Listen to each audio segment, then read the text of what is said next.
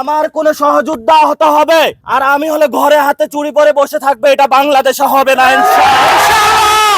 আমরা হাসিনার মতন গুন্ডা পান্ডাকে ঠান্ডা করে আসছি, নতুন কোন গুন্ডা পান্ডাকে আমরা বাংলাদেশে ভয় পাই না ইনশাআল্লাহ। আমার মুখে নাকি কারণ নাম আসলে ওর কেরিয়ার খতম হয়ে যায়। রূপগঞ্জে আমাদের একটি প্রোগ্রাম ছিল এবং এই প্রোগ্রামে আপনারা দেখেছেন গতকালকে বারংবার এখানে সন্ত্রাসী হামলা হয়েছে এবং আজকেও তারা সন্ত্রাসী হামলা করেছে। এখানে আমাদের স্টেজ ভাঙচুর করেছে, প্যান্ডেল ভাঙচুর করেছে এবং আমাদের এই যে সহযোদ্ধা তার এই জায়গায় ঠিক কোপ বসিয়েছে।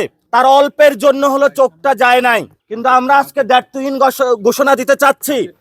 আমাকে অনেকে বলেছে যে আপনার জানের রিস্ক রয়েছে, আপনি সেখানে যাবেন না।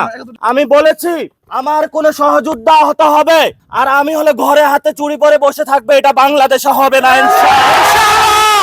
যেখানেই কোন সহযোদ্ধা হতে হবে, যতই আমাদের কেউ ভয় দেখাক না কেন, আমরা হাসিনার মতন গুন্ডা পান্ডাকে ঠান্ডা করে আসছি, নতুন কোন গুন্ডা পান্ডাকে আমরা বাংলাদেশে ভয় পাই না ইনশাআল্লাহ।